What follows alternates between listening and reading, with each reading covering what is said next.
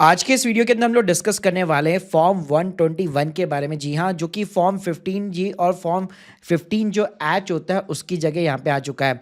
तो आप लोगों को मालूम होगा अभी तक जितने भी लोग यहाँ पे अपना टीडीएस बचाना चाहते थे, चाहे एफडी का इंटरेस्ट हो या पीएफ का विड्रॉल हो, हमेशा फॉर्म 15 जी या 15 एच यहाँ पे भरा करते थे।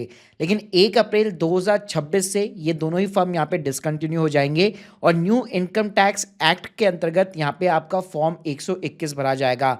तो इस वीडियो के अंदर डिटेल के अंदर बात करेंगे ये फॉर्म एक तो किन के ऊपर एप्लीकेबल है, कैसे ये फॉर्म आपको भरना है बेसिकली, और किन किन सिचुएशन में इसका आप फायदा उठा सकते हो। तो सारी जानकारी दूंगा एक ही वीडियो के अंदर, तो प्लीज पूरा वीडियो जरूर देखिएगा। और शुरू करने से पहले बताना चाहूंगा 121 का हम लोगों ने एक फिलेबल जो है पीडीएफ वर्जन भी जो है रेडी किया है। इसकी लिंक आपको डिस्क्रिप्शन बॉक्स में मिल जाएगी, जहां पे कोई भी आपको प्रिंट आउट निकालने की जरूरत नहीं है। आप ऑनलाइन इस पूरे फॉर्म को जो है फिलअप कर सकते हो, एवं साइन भी कर सकते हो। पहले अगर मैं फॉर्म की यहाँ पे बात करूँ तो आप फॉर्मेट देख सकते हो, 121 का फॉर्मेट आ चुका है और फॉर्म 15 जी एच आपका बंद हो जाएगा और ये 1 अप्रैल 2026 से फुल्ली एप्लीकेबल हो जाएगा। सारे बैंक्स के पास में भी अवेलेबल होगा और जहां जहां पे भी यूज होता है वहां पे आपको देखने को मिल जाएगा। अब पहले बात कर लेते हैं इस फॉर्म का यूज कहां कहां पे होना है। तो देखो, एक तो अगर आप पीएफ का विड्रॉल करते हो वहां पे अगर आपको अपना टीडीएस नहीं कटवाना है, बचाना है, वहां पे आप यूज कर सकते हो।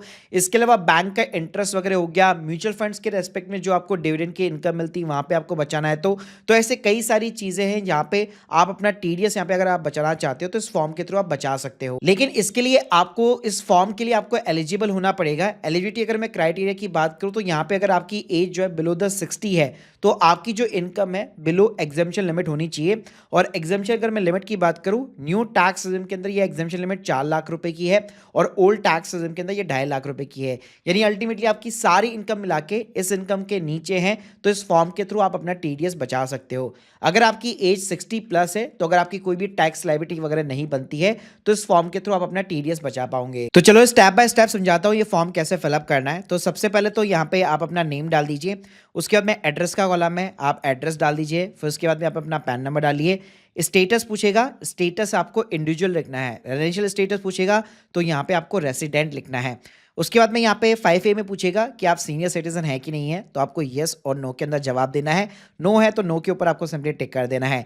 ईमेल आईडी जो है आपको अपनी ईमेल आईडी डाल देनी है। कॉन्टैक्ट नंबर कंट्री कोड जो है +91 रहेगा, आपका मोबाइल नंबर हो गया। टैक्स ईयर जो इस साल से सबसे बड़ा चेंज है, पहले इसको हम लोग फाइनेंशियल ईयर बोलते थे, असेसमेंट ईयर बोलते थे, अब वो सारी कंफ्यूजन खत्म है।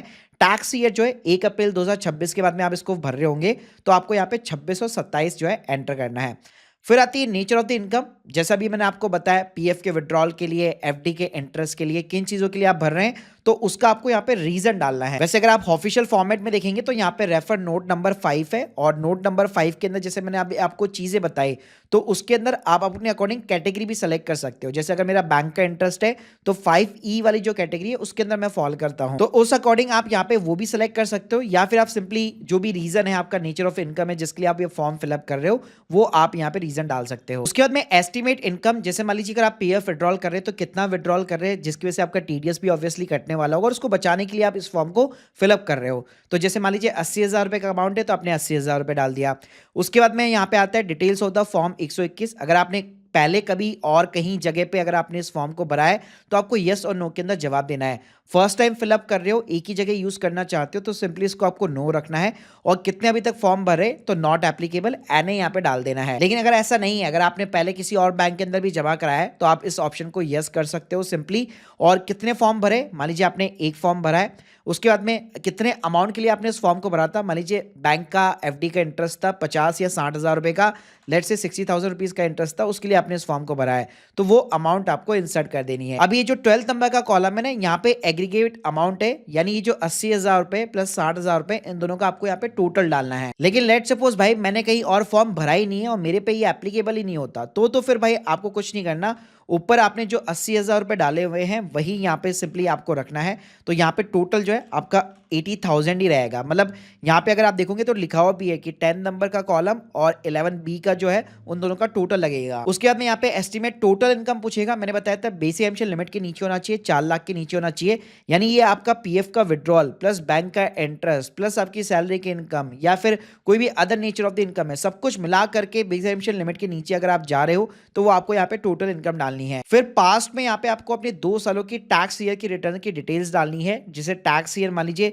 अपना 25 और 26 हो गया और इसके अलावा 2024 एंड 25 हो गया। अगर आपने ये रिटर्न भरी है तो इनकम टैक्स पोर्टल में आप लॉगिन कीजिए, वहां पे एक्नॉलेजमेंट नंबर मिल जाता है आपको, वो एक्नॉलेजमेंट नंबर आप डाल सकते हो। अगर ये आपके ऊपर एप्लीकेबल नहीं होता तो सिंपली आप एनए कर सकते हो। फिर नीचे की साइड में जाओगे, डिक्लेरेशन आ जाता है, यहाँ पे आप अपना नाम डालो, अपना पैन नंबर वगैरह डालो। फिर यहाँ पे अगेन टैक्स ईयर 26-27 आ गया, नीचे अगेन टैक्स ईयर 26-27 हो गया और डिक्लेरेशन में आप यही डिक्लेयर कर रहे हो कि भाई मेरी जो इनकम है टोटल वो यहाँ पे बेसिक एमिशन लिमिट के नीचे है। और उसके बाद में सिंपली अपना प्लेस डालो और अपना डेट डालो और सिग्नेचर करके आप इस फॉर्म को सबमिट करा सकते हो। तो वैसे अगर आप ओवरऑल देखोगे तो जैसे फॉर्म 15G होता था ऑलमोस्ट सेम है, लेकिन इसका स्ट्रक्चर यहाँ पे बदल दिया गया है।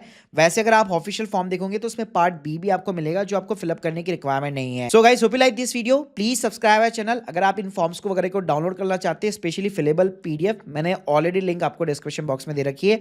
आप लोग के जो भी डाउट्स है कमेंट बॉक्स में जरूर बताइएगा। Thank you guys, thank you very much.